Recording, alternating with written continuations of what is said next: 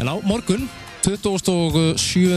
janúar, þá verður fræðslufundur fóðurblöndunar haldinn í hádeginu á morgun í félagsheimilinu Hvoli og svo klukkan 20:30 annað kvöld á Hótel Selfoss og þarna verður farið yfir hvað nýtt í landbúnaði og fundirnir að sjálfsögðu kjörinu vettfangur fyrir bændur og búalið að hittast, skiptast á reynslusögum og fleira og sá sem ekki mun koma fram á þessu fundum einn af þeim Snorri Sigurðsson.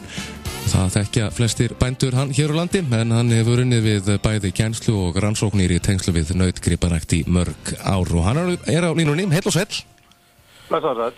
Hvernig hefur það í dag? Bara halveg svakalega fínt. Já, glæsilegt. Þið eru búin að vera á svolítið ferðalagi. Þið eru komin á hvað? Söðurkrók eða ekki? Jó, við erum á króknu núna og erum með fund hérna í hádeginu og síðan erum við að fara í Borgarnes í kvöld að halda áfram að hitta bændur og spjalla. Það nefnast ferðalagi. Það eins gott að veðrið verið gott.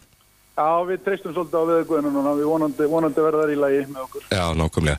En þarna, eins og segir í auglýsingunni að þetta svona kjörin vettfangur fyrir bændur að hittast og svona kynnast hvað nýtt í landbúnaðinu. Segðu mér aðeins, hvað ætlið að fara yfir á þessum fundum?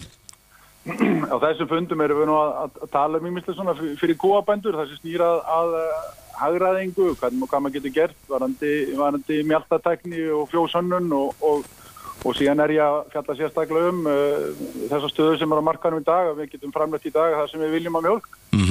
Og það er að framleiða eins mikið maður getur og ég er svona að reyna að benda á leiðir sem hugsalega geta nýtt vinnutíman manns aðeins betur, þannig að maður ná meira afkostum og horfum þar til reynslu danskra bænda þar sem ég vinn daglega og ráðgef þeim. Eru afkostin alltaf að verða meiri og meiri? Er mjólkuriðnaður í einhverju hættu? Nei, það er bara svakalega fínt framöndan hjá okkur sem betur fer. Það gengur vel að selja mjólk og það gerir kröfu til þess að kúabændunir standi sig enn betur og framleiði meiri mjólk og við erum að reyna að gera okkar til þess að hjálpa mönnum enn betur áfram, standa sig enn betur. Nákvæmlega. Tæknið þróunin í þessum iðnaði, hún nú búin að vera ansi hröðuð, ekki? Jó, þeir sem sáu landan hérna fyrir skömmu sáu þá alla flóruna frá handmeltum og upp í mjaltaþjóna sem náttúrulega eru með það byrja þriðjungina mjólkin í dag, mjólkinni framleiðum mjaltaþjónum í mörgum fjósum en svo það sjálfsögðu önnur mjaltatækni líka sem góð og gild og það skiptir bara sem mestu að nýta þetta sem best og kreista kýrnar eins og hægtir þannig að það fá meiri mjólk. Já, nákvæmlega. Og það er standa undir sínu? Já, heldur betur. Það aldrei verið framleitt eins mikið mjólk eins og árið 2014 og nú bara vonandi verið 2015 enn betra, verið sett nýtt met. Já, og ástæðan fyrir því er hver, heldur þú? Það nú það bættur aðbúnaður og mennur alltaf bara verða betri og betri að ná að stjórna konum sínum og ná að vindurðum mjölkinni eins og hægtir. Það bæði fóðrun og aðbúnaður og hirðing og svo náttúrulega mjaltatæknin að hjálpa líka. Þetta vinnur allt saman með góðum bændum. Nákvæmlega. Eitthvað meira sem þið ætla að fara yfir í þessum fundi? Já, sko, við erum að horfa svolítið til og ástæðan fyrir þess að ég var kannski fenginn í þetta líka. Það að horfa til reynslu danskra bænda. Þeir eru svona leiðandi í Evrópu mjólkurframleiðslu og ég reynir svona aðeins að miðla þeirri reynslu sem ég býð eftir sem ráðunautur þeirra hvað eru þeir að gera öðruvís en við og hvar getum við lært af þeim, hvar getum við náða að nýta vinnuna okkar betur og vinnutíman. Íslensku landbúnaður nú ansi stór en munurinn á íslenskum og dönskum bændum, hver hann? Svo heilt yfir þá náttúrulega kúabúin eru daldis annars eðlis í Danmörku, þau eru nærri því fjórfalt stærri að meðaltali. Já. Og þeir búa náttúrulega aðeins öðruvísi bæði veðurfari og markaðsaðstæðum en þetta snýst allt það sama, þetta snýst að setja mjaltatæki á spenun á mjólk og þannig að við getum lært alveg helling af þeim og þeirra reynslu þeir búa að. Eru þeir framalega í þessu miðnaði? Fremur en við eða? Já, ég held að öllum ólastöðum þá nú einfalda þannig að staðan og það vita þannig flestir að danski kúabændur eru einfalda fremstir í Evrópu og með þeim fremst í heiminum svo að eitthvað að gera rétt og við ætlum að reyna að miðla því eins og hægt á þessu fundum hvað þeir eru að gera og af hverju þeir eru að standa sér svona vel, hverju felst það. Þannig að það verður bara spennandi að greina frá því. Þeir eru bara sem flestir komi og taki þátt og taki þátt í spjalli. Danskir bændur eru þó væntanlega með sömu tækni og við, eða hvað?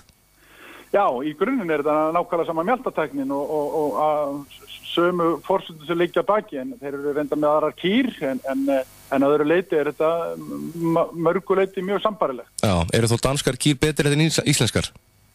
Þær eru allavega annars konar. Þær eru þetta annar kúastofn sem ásvoldu auðveldara með að mjólka heldur en íslenska kýr, en það er bara verkefni sem við höfum í dag, þetta er gripið sem við höfum á Íslandi í dag allavega sem stendur, og þá verðum við að reyna að nýta þær eins og hægt er. Og þar höfum við alls konar góð tricks upp í erminni sem við getum nýtt okkur. Heldur betur. Og þú ert búin að vera þarna út í Danmörku í einhver tíma? Já, ég hef fluttið út 2010 og búin að vera ráðunautur þar síðan 2011. Þannig að þú ættir að geta komið og miðla þinni reynslu á þessum fundum? Já, ég treysti því allavega að geta komið einhverju til skila. Já, ég treysti því líka.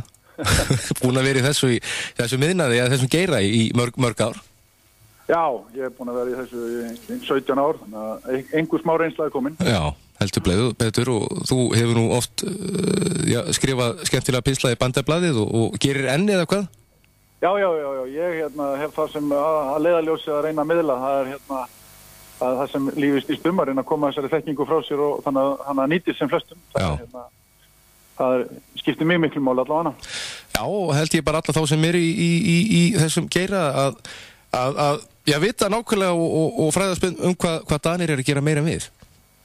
Já, ég held að það sé að mikilvægt að horfa út fyrir landsbyggðina og reyna að læra svolítið af þeim sem er að standa sig, og það er þannig sem maður getur orðið betri og betri. Já, en samt sem að framleiðslan er að aukast sem er gott mál, þannig að það, eins og þú segir, að það eru bjartir tíma framundan hvað mjólk varðar allavega. Já, heldur betur, og allavega og er á meðan og það er að gera nýta tækifærin og ná að framleiða sem mest. Já. Það snýst þetta. Algjörlega.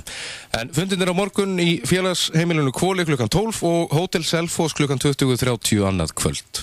Korrekt, og allir velkomnir óháði hvaða mjaltatæki þeir hafi í dag. Þetta snýst bara að miðla reynslu og hittast og spjalla og taka þátt í góðum umræðum. Já, læra. Og skiptast á reynslusögum, það skiptir mestu máli. Já. En Snorri, takk fyrir þetta og gangi ykkur vel og farið nú varlega. Takk fyrir það, sömuleiðis. Takk. Bless.